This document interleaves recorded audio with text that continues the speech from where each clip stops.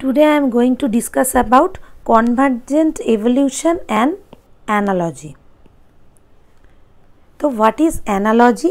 Analogy is a functional similarity of structure based on the similarity of used and not upon common evolutionary origin.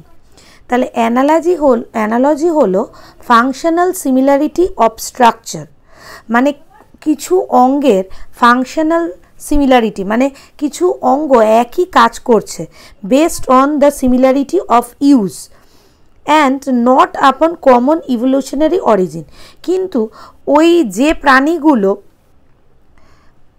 কোনো অঙ্গ একই টাইপের কাজ করছে তারা কিন্তু ইভলিউশনারি যদি আমরা দেখি তাহলে ইভলিউশনারি তাদের দেখব যে তারা সেম অ্যানসিস্টার থেকে অরিজিন করেনি, অর্থাৎ নট আপন কমন ইভলিউশনারি অরিজিন, অর্থাৎ তাদের অরিজিন এক নয়।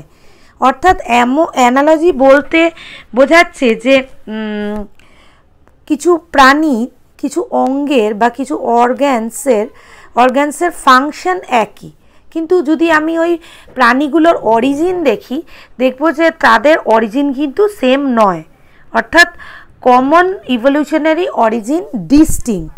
তাহলে ডিস্টিংক্ট অ্যানসিস্ট্রাল হিস্ট্রি, তাদের এগেনস্টে রয়েছে ডিস্টিংক্ট অ্যানসিস্ট্রাল হিস্ট্রি। ঠিক আছে, এইখান থেকে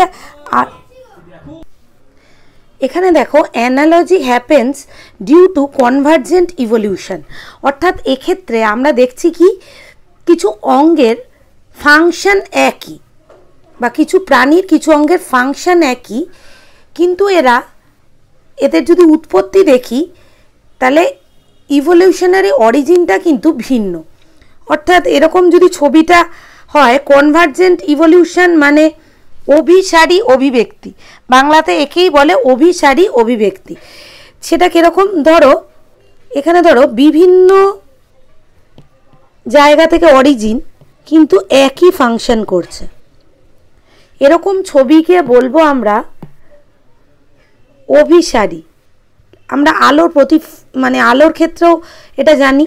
এটা যদি ছবি আকারে আঁকি এরকম হবে যে এদের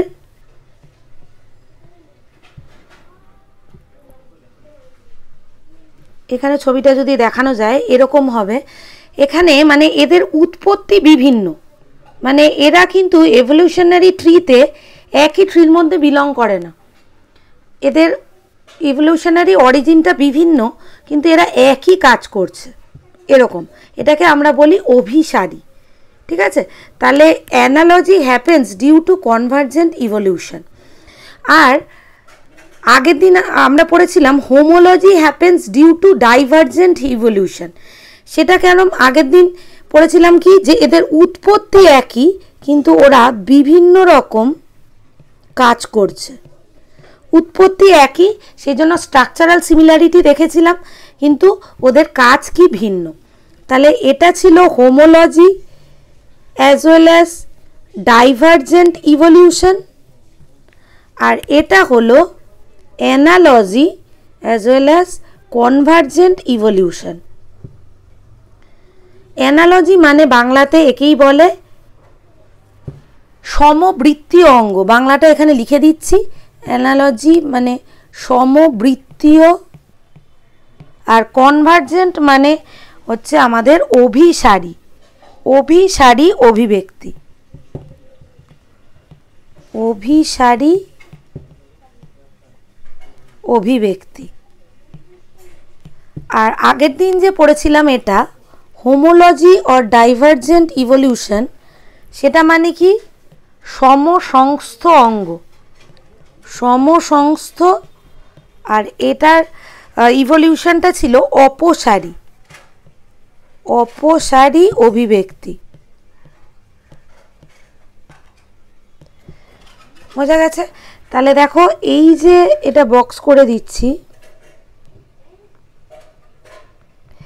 এটা থেকে কি পাচ্ছি, এটা থেকে কাজ পাচ্ছি যে ফাংশন এক কিন্তু ফাংশনটা একই করছে কিন্তু ইভলিউশনারি অরিজিনটা কি ডিস্টিংক্ট। বোঝা গেছে? ফাংশন একই করছে কিন্তু ইভলিউশনারি অরিজিন ডিস্টিংক্ট। সেটা হলো অ্যানালজি বা কনভার্জেন্ট ইভলিউশন, বাংলায় একে বলে সমবৃত্তীয় অঙ্গ বা অভিসারী অভিব্যক্তি।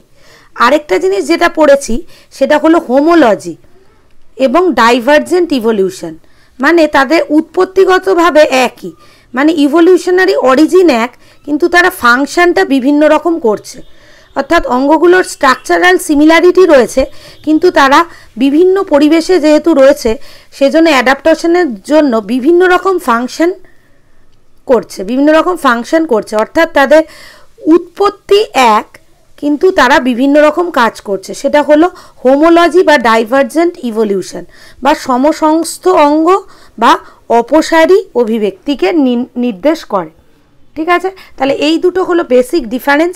তাহলে আগের দিন আমরা এই হোমোলজি আর ডাইভার্জেন্ট ইভলিউশন নিয়ে বিস্তারিতভাবে দেখেছি। আজকে যেটা দেখব সেটা হলো কনভার্জেন্ট বা অ্যানালজি। ঠিক আছে, এখানে দুটোর বেসিক পার্থক্য আমি এখানে করে দিলাম। তাহলে এবার দেখো উইংস অফ বার্ড আর উইংস অফ ইনসেক্ট, এই দুটো জিনিস যদি আমরা দেখি তাহলে উইংস অফ বার্ড মানে কি, বার্ডসের ক্ষেত্রে ফোর লিম্বসটাই উইংসে ট্রান্সফার করে, মানে অগ্রপথটাই ডানায় রূপান্তরিত। তাহলে ডানায় কি থাকবে, হিউমেরাস, রেডিয়াসাল না কার্পাল, মেটাকার্পাল, ফ্যালাঞ্জেস, এইগুলো নিয়েই গঠিত ওদের উইংস। কিন্তু ইনসেক্টের উইংসে কিন্তু এই জিনিসগুলো থাকে না, তাহলে হিউম্যানাস, রেডিয়াসাল না, এই জিনিসগুলো কিন্তু নেই। কিন্তু যদি আমি দেখি যে উইংস অফ বার্ড এবং উইংস অফ ইনসেক্ট এরা দুজনে কিন্তু ওড়ার কাজেই উইংসটা হেল্প করছে, অর্থাৎ দুটো উইংসেরই ফাংশন এক, মানে দুটোই উড়তে সাহায্য করছে, কিন্তু এদের অ্যানালজি ডিফারেন্ট। মানে এরা কিন্তু মানে এদের যদি বেসিক স্ট্রাকচার দেখি তাহলে উইংস, বার্ডের ক্ষেত্রে উইংসটা যা দ্বারা তৈরি, ইনসেক্টের উইংস কিন্তু সেই মেটেরিয়াল দ্বারা তৈরি নয়। ঠিক আছে, তাহলে বার্ড আর ইনসেক্ট এদের মধ্যে দেখতেই পাচ্ছ যে ইভলিউশনারি অরিজিনেও ডিফারেন্স, মানে উৎপত্তিগতভাবেও ডিফারেন্স। তাহলে কি এরা কিন্তু ইভলিউশনারি অরিজিনের দিক থেকে কমন অরিজিনকে শেয়ার করে না, কিন্তু এদের কাজ একই। তাহলে এটা কোনটা হচ্ছে, এটা যে বিভিন্ন রকম অরিজিন, এই যে ছবিটা এটা যে বিভিন্ন রকম অরিজিন হওয়া সত্ত্বেও কাজ একই, অর্থাৎ অ্যানালজি বা কনভার্জেন্ট ইভলিউশনকে ডিনোট করছে। এবার দেখো এখানে লিখেছি অ্যানালগাস অর্গ্যান, তাহলে কাকে বলে, the organ which have the same function and are superficially alike but are quite different in fundamental structure, মানে ফাংশনটা সেম কিন্তু ফান্ডামেন্টাল স্ট্রাকচার কি এদের ডিফারেন্ট, অ্যান্ড এমব্রায়োনিক অরিজিন, এবং যদি অরিজিন দেখি তাহলেও এদের কি ডিফারেন্ট, আর called the analogous organ. Analogy is based on convergent evolution, তাহলে কনভার্জেন্ট যে ইভলিউশন মানে কি, কনভার্জেন্ট ইভলিউশন মানে হলো গিয়ে অভিসারী অভিব্যক্তি। অভিসারী অভিব্যক্তি কিন্তু বা অ্যানালজিটা কিসের উপর ভিত্তি করে তৈরি হয়েছে, কনভার্জেন্ট ইভলিউশন বা অভিসারী অভিব্যক্তির উপর ভিত্তি করেই অ্যানালজি দাঁড়িয়ে আছে। ঠিক আছে, এবার দেখো এনসিইআরটি বইয়ে যে বিষয়টা বিস্তারিতভাবে আলোচনা করা হয়েছে সেটা এরকম, analogy refers to a situation exactly opposite. ঠিক আছে, তাহলে হোমোলজি থেকে কিন্তু অ্যানালজি যে ক্রাইটেরিয়া সেটা কিন্তু জাস্ট অপোজিট, হোমোলজি আর analogy just opposite. Wings of butterfly and of birds look alike, তাহলে কি বাটারফ্লাইয়ের ক্ষেত্রে উইংস এবং বার্ডের ক্ষেত্রে উইংস একই রকম, they are not automatically similar anatomically similar structure. যদি বার্ডসের উইংস দেখি এবং বাটারফ্লাইয়ের উইংস দেখি, দে আর অ্যানাটমিক্যালি ডিফারেন্ট বা they are not anatomically similar structure though they perform similar function, অর্থাৎ structurally different but functionally similar. Hence, analogous structure are result of convergent evolution. তাহলে analogous স্ট্রাকচারগুলো কিসের ফল হিসাবে আমরা দেখি, কনভার্জেন্ট ইভলিউশন, মানে অভিসারী অভিব্যক্তির ফল হিসাবেই আমরা সমবৃত্তীয় অঙ্গকে পেয়ে থাকি।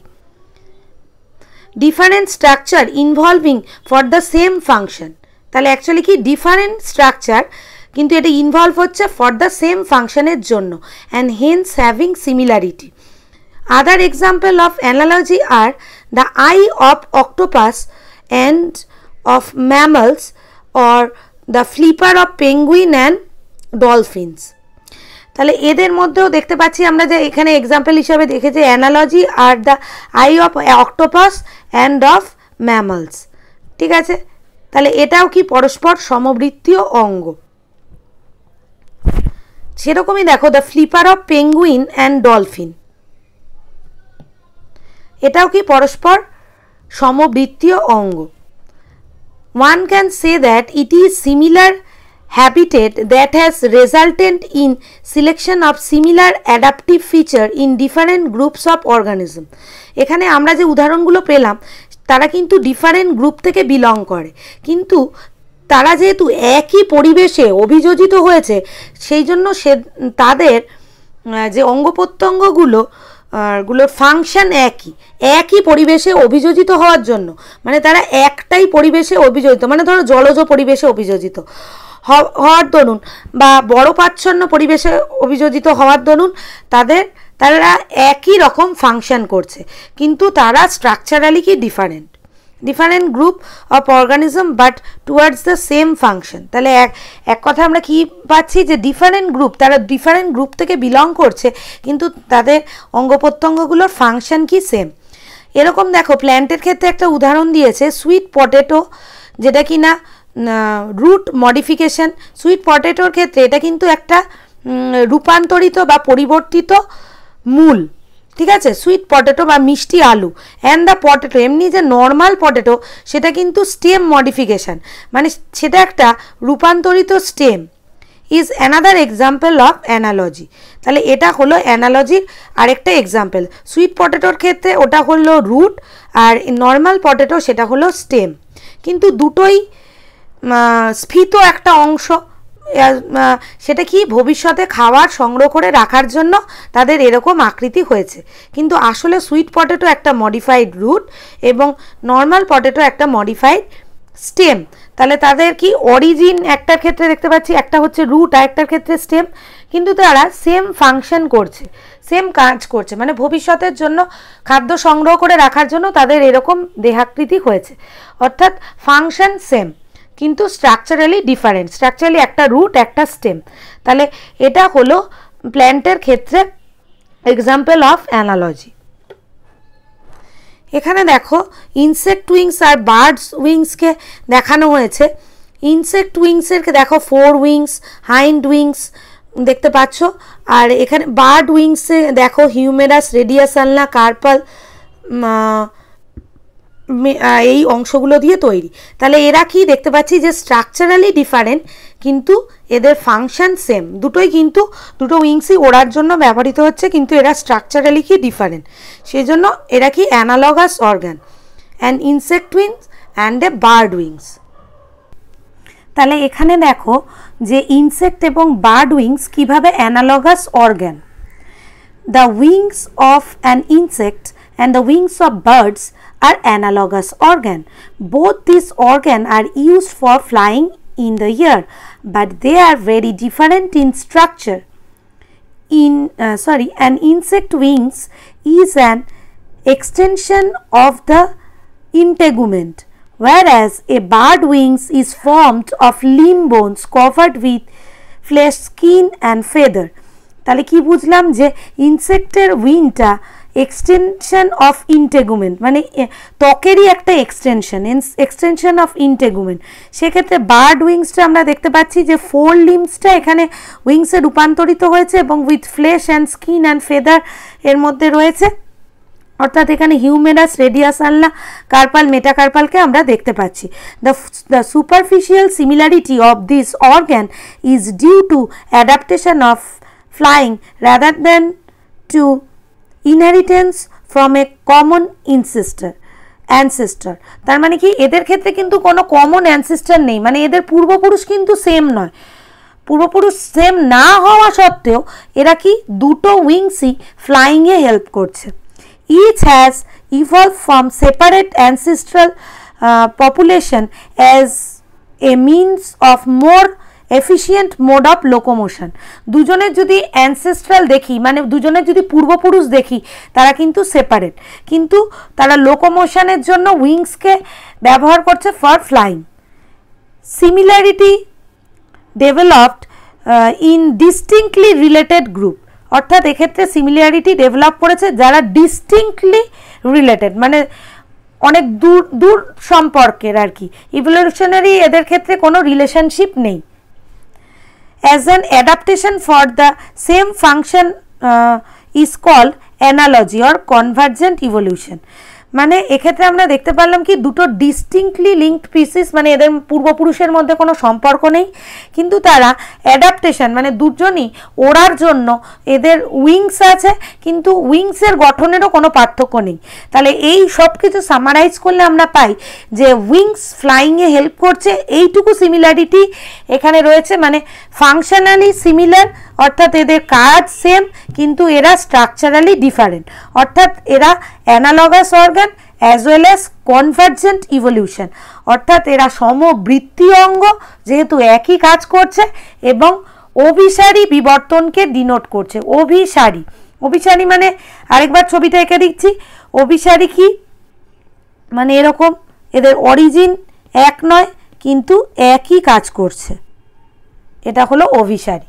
ঠিক আছে, নেক্সট দেখো আরেকটা এক্সাম্পল দেখছি, ফিনস অ্যান্ড ফ্লিপার।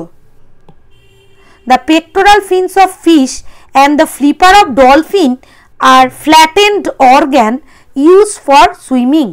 তার মানে কি মাছের ক্ষেত্রে যে ফিন আছে, পেক্টোরাল ফিন মাছের ক্ষেত্রে, এবং ফ্লিপার্স অফ ডলফিন, এরা এই দুটোই কিন্তু ফ্ল্যাটেন টাইপ অফ অর্গ্যান এবং ইউজ ফর সুইমিং, সুইমিংয়ে ইউজ হয়। However the two have different structure. সুইমিংয়ে ইউজ হলো মানে কাজ এক করছে, সেটা হলো সুইমিং, কিন্তু ওরা structurally different. The flippers are modified pentadactyl forelimbs whereas the fins are not pentadactyl। ঠিক আছে, তাহলে ফ্লিপারগুলো আর কিছুই না, পেন্টাডাক্টাইল ফোর লিম্বসের মডিফাইড হয়েই কি তৈরি হয়েছে, ফ্লিপার, কিন্তু ফিন্সগুলো পেন্টাডাক্টাইলস নয়। Hence the two are analogous organ developed for aquatic life. তাহলে এই অ্যাকোয়াটিক লাইফের জন্য বা অ্যাকোয়াটিক অ্যাডাপ্টেশনের জন্য আমরা দেখতে পাচ্ছি যে ফিশের ক্ষেত্রে রয়েছে ফিন এবং ডলফিনের ক্ষেত্রে রয়েছে ফ্লিপার। তাহলে এই ফ্লিপারটার কিছুই না, ফোর লিম্বসের রূপান্তর মাত্র, বা ফোর লিম্বস মডিফাই হয়েই ফ্লিপার তৈরি হয়েছে, সেটা পেন্টাডাক্টাইল ফোর লিম্বস, কিন্তু এই ফিশের ক্ষেত্রে ফিন্সটা কিন্তু ফোর লিম্বসের রূপান্তর নয়, কিন্তু ওরা একই কাজ যে হেল্প করছে, দ্যাট ইজ সুইমিং। ঠিক আছে, তাহলে কাজ এক কিন্তু স্ট্রাকচারালি ডিফারেন্ট, সেই জন্য এরা অ্যানালগাস অর্গান। আরও কিছু এক্সাম্পল দেখো এখানে দিয়েছি, cephalopod and vertebrates eye. Eyes of cephalopod মানে কিছু সেফালোপোডসের আই, যেমন সেফালোপোডসগুলোর মধ্যে আমরা দেখতে পারি অক্টোপাস, সেপিয়া, অ্যান্ড ভার্টিব্রেটসের মধ্যে পেয়ে যাব আমরা ফিশ, অ্যাম্ফিবিয়া, রেপটিলিয়া, বার্ড বা অ্যাভিস এবং ম্যামেলিয়াকে। have many morphological features in common beside the same function. However, there are striking difference between the two groups. The retina of the vertebrates eye originate as an outgrowth of the embryonic brain, whereas the entire eye of cephalopod develops as a modified of the skin. মানে cephalopod মানে octopus, sepia যে I ওটা কিন্তু skin থেকে develop করে, আর vertebrate মানে fish, Amphibia, Reptilia, অ্যাভিস, Mammalia এদের ক্ষেত্রে যে আই ওটা কিন্তু এমব্রায়োনিক ব্রেন থেকে ডেভেলপ করে। তার মানে দেখতে পাচ্ছ যে এদের অরিজিন আলাদা, কিন্তু এরা একই ফাংশন করছে, যে thus the eyes of cephalopods are analogous to the eyes of vertebrates. দুটো আই মানে কি, দেখতে হেল্প করছে, তাহলে eye helps in sight or vision. তাহলে এরা দেখতে পাচ্ছি যে দুটোই কিন্তু ভিশন বা সাইটে হেল্প করছে, কিন্তু এদের অরিজিন আলাদা। ঠিক আছে, তাই জন্য এরা অ্যানালগাস অর্গান। এরকম তোমাদের অনেক এক্সাম্পল দিতে পারে এমসিকিউতে, সেই জন্য এই প্রত্যেকটা উদাহরণই তোমাদের খুব খুঁটিয়ে পড়তে হবে। লিভস অ্যান্ড ক্ল্যাডোডস, এটা কি দেখো, leaves of plants and the stem modified called cladode of ruscus are also analogous organ. তাহলে প্ল্যান্ট তো লিভসে তো দেখতেই পাও যে পাতা প্ল্যান্টের ক্ষেত্রে, আর স্টেম মডিফাই হয়ে তৈরি হয় কিন্তু ক্ল্যাডোড, যেটা আমরা রাস্কাসে দেখতে পাই, আর অলসো অ্যানালগাস অর্গান। ঠিক আছে, they look alike and serve to carry on photosynthesis but have different structure. তার মানে একটা দেখতে পারলাম কি, একটা হচ্ছে লিফ, আর ক্ল্যাডোডটা লিফ লাইক স্ট্রাকচার, মানে লিফের মতনই এরকম প্রশস্ত, কিন্তু ওটা অ্যাকচুয়ালি স্টেম। ক্ল্যাডোডটা আর কিছু না, ক্ল্যাডোডটা মনে রাখবে ওটা কিন্তু একটা রূপান্তরিত বা modified stem.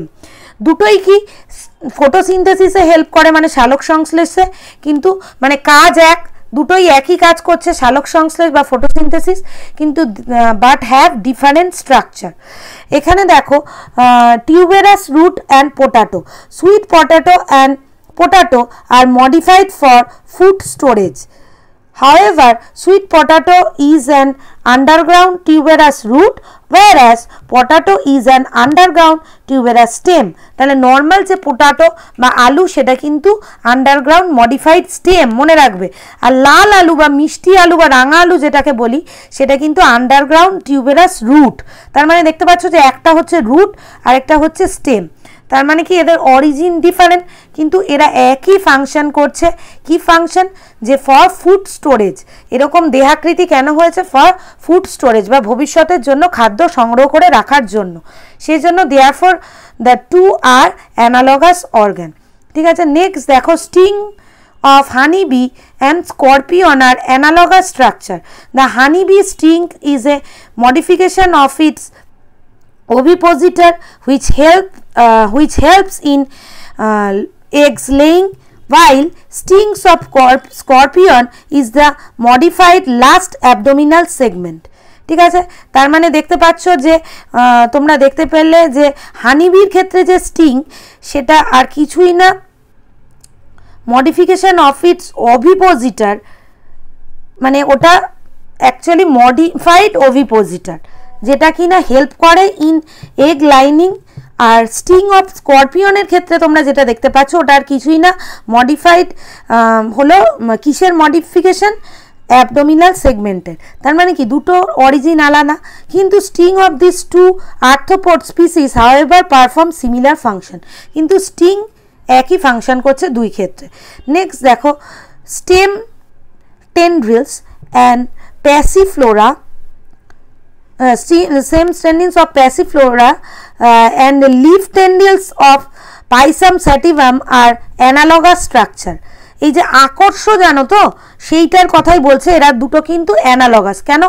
Both structure perform similar function meant for climbing, মানে দুটো আকর্ষই কোনো কিছুকে আঁকড়ে ধরে বা ক্লাইম্বিংয়ে বা কোনো কিছুকে আঁকড়ে ধরে উঠতে হেল্প করছে, কিন্তু but are different in embryonic origin.